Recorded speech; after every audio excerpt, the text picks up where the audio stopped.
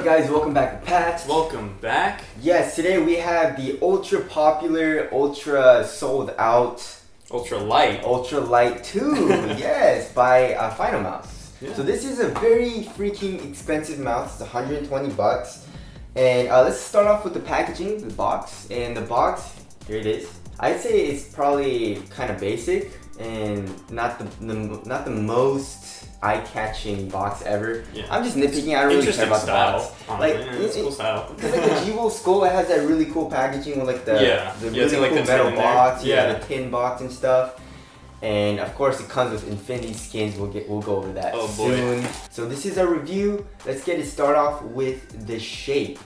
Shape is honestly, it's literally so small. I want to say it's like the Ultralight Phantom, but just smaller. Yeah. Like literally just smaller. It's a comfortable shape though. I like it actually. I don't mind it that much. It's pretty basic. It's pretty standard shape for a mouse. Yeah, but I want to tell you my experience. My experience when I first got this, I was like, this is too small. I can't play with it. And like my hands are actually like pretty, like it's like medium. The length of my hand is 174 millimeters long. Right? Here's like a Model O for comparison, just real quick. Put them side by side. You can see it's tiny. Like the thing is tiny. It's no joke. And then I was like, I don't like it. It's too small. And I kept playing with it, and I got adjusted to it, and I got used to it, and it's actually pretty nice because I use a fingertip grip, right? And then, for example, with the Model O, the hump is a little bit bigger, obviously, in the Model O, and it's wider, right? So you can feel the back part of the Model O here, when you're doing like fingertip grip, you can feel it hit the bottom half of your like palm, right? Yeah, exactly. So with this, it never does that because it's just so small, right? And then the hump is a little bit more recessed because it is smaller. So while I'm doing this and like kind of like tracking down, doing bottom flick shots, it like never hit, though it kind of does, but like not as much, and it doesn't stop the mouse. You know, I can keep going like this. The Model O, for example, even though this is a very low profile mouse, when I do that, it still kind of hits, and I just kind of got used to it. Yeah. Of course, if you claw, sometimes you're gonna want to have your palm resting on the bottom of the mouse. And obviously, if you palm, I would not recommend it if you have like medium to large size hands at all. Yeah, and it's something you can definitely get used to with the mouse. It's just not like. It's not like any other mouse you're really used to. Like all the mice we've seen in 2019 are like a regular size for your hand. Yeah. You either got like a palm grip mouse or you got a fingertip mouse. Lucas uses a palm grip primarily, and how did that feel for you? Palm grip, definitely you cannot do a palm grip. There's no way. Unless you have really small hands though. You have to have some really small hands. But I can fingertip as well. That was definitely more comfortable than palming the mouse because it's too small to palm. Yeah. That's your baseline. It's 54 millimeters wide. And then 116 millimeters lengthwise, and then at the arch, it's 35 millimeters tall. Yeah. So very, very tiny. Yes, and for comparison, the Model O. Yeah, so we've got the Model O. So it's going to be 128 millimeters long, 59 millimeters wide, and the height is going to be 37.5 millimeters. Yeah. So definitely a huge difference there. Yeah. Like it's significant. Moving on to the weight, Finalmouse says it's 47 grams. We're gonna try it out here on my scale, and I think it got around the same. But of course, there is a cord, so it's gonna add some. It says mine says 50, like 51, 52, even though I'm holding the cord up. Yeah. So they lied about 3 grams. No, they scammed me.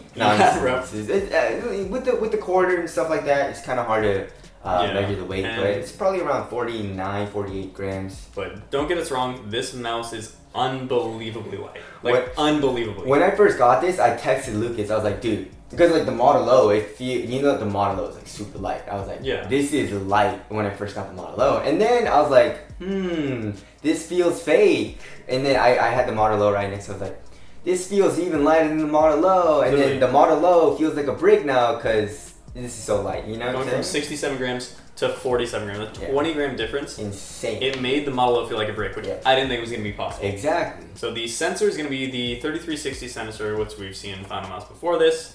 We see it in the Model O. It's a pretty standard sensor among mice these days, except for Razer. They've got their 5G sensor. They're proprietary, but other than that, I mean, 3360 feels good.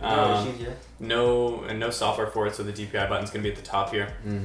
Feels solid. Yeah. Honestly, it's It's your standard sensor. Yeah, and then it is kind of annoying because there is no lights indicator of like what your DPI setting is. Obviously, once you switch from like the 1600 to 400 DPI, you're gonna notice, and then you're gonna be, oh, this is 400 DPI. But still, like, I would have liked an indicator. All right, let's move on to the glides. There are 4 glides on this mouse, and it's on each corner of the mouse. It's white. It reminds me of Hyperglides or just like Model O glides.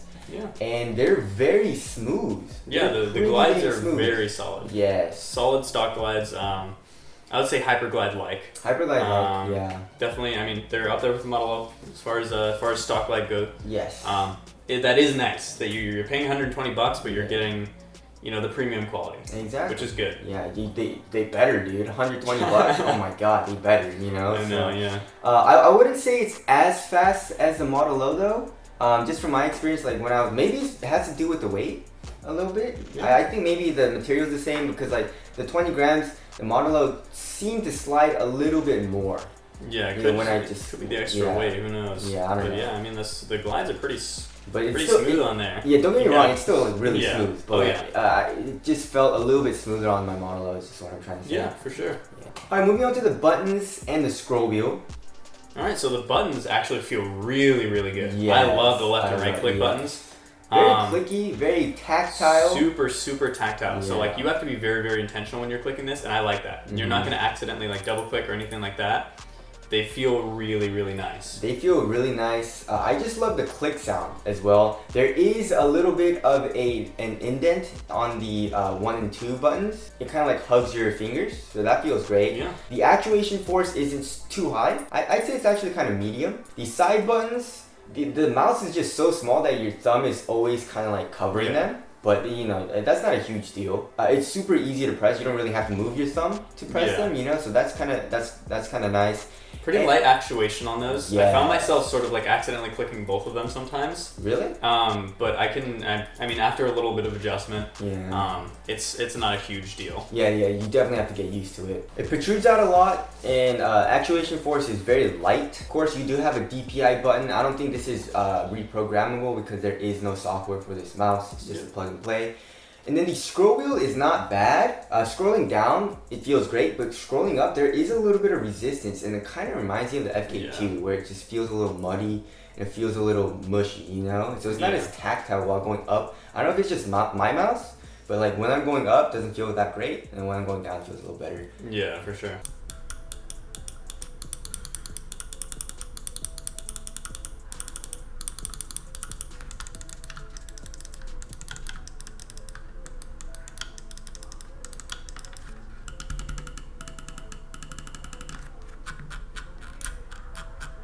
Alright, let's move on to the cord. What are they calling this cord? The infinity cord? Probably. Honestly, I wouldn't put it past them.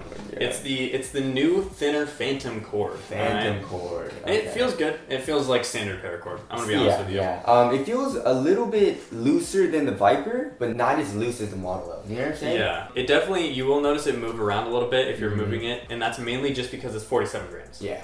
But you will not feel the cord when you're playing with it. For sure. You don't need a paracord or anything like that. The cord feels great. It feels very, very solid. And the color combination is actually kind of sick. Yeah, I like what they did. Yeah. Let's talk about the Infinity skins. So obviously, Finalmouse was probably like, this is a really small mouse, so it's obviously not going to be good for people with thicker hands, bigger hands. And so you get 3 sets of Infinity skins. So you get you get 3 on both sides. You get 3 on the back here, and then you get 1 actually kind of like underneath the mouse 1 and 2 buttons, So you get 4, and then you get 3 of each. I don't know how I feel about them, especially at first I was like, this is so trash. But then, they have this 3M material, and they said it doesn't leave any residue, and it did leave residue on my mouse. And it's like not super hard to take off, but like it just gets stuck, and then like it kind of gets stuck inside these little holes. These little crevices in the mouse, and it's really hard to get off. And I still have some like residue on my mouse, which sucks. They were like, oh, it's gonna peel off so nicely. It's gonna peel off perfectly. Yeah. And then they literally advertise on their website that you can use Goo Gone on this stuff to like remove the adhesive. I guess you can, but I mean, like if you have 2 skins on top of each other, there's no problem. But then once you get to the actual mouse, and it kind of left some residue for me. It's different thicknesses for each one, so you can see like the actual thickness on what Ziploc bag it came in. So it says here 2mm sides, 2mm palm, and 1mm top. And so you can see which one there is. And so you can get a total of 5.2mm on the sides, and 5.2mm on the palm, and 3mm on the top for max, if like for really max, you know? Yeah, if you're really just stamping them all on top of each other. Yeah, exactly. Which looks terrible. Honestly, terrible. It looks awful. Yeah. Like, regardless of how you cut it, it looks bad. Yeah. The infinity skin's on there. But, and I mean, it is a nice soft foam material. It's grippy. And I kind of did like putting it on the bottom here. I don't like putting it on the sides because I like a really narrow mouse and it makes it easier for me to fingertip grip.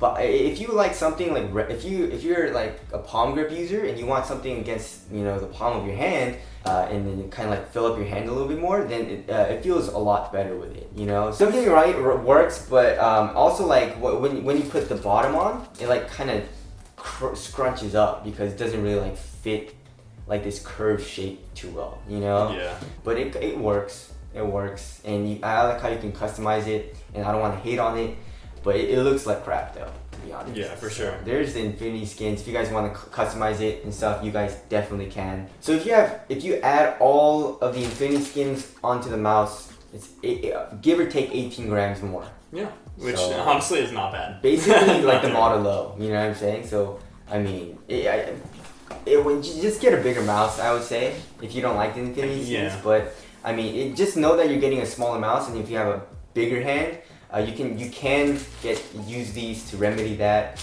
But I don't know if that's gonna be everyone's solution. Yeah, for sure. All right, moving on to the build quality. The actual texture of the mouse is actually reminds me of the just regular Logitech mice. Like the G903 or the G Pro Wireless. Which is a good thing. It's a good, that's a good thing. Yeah.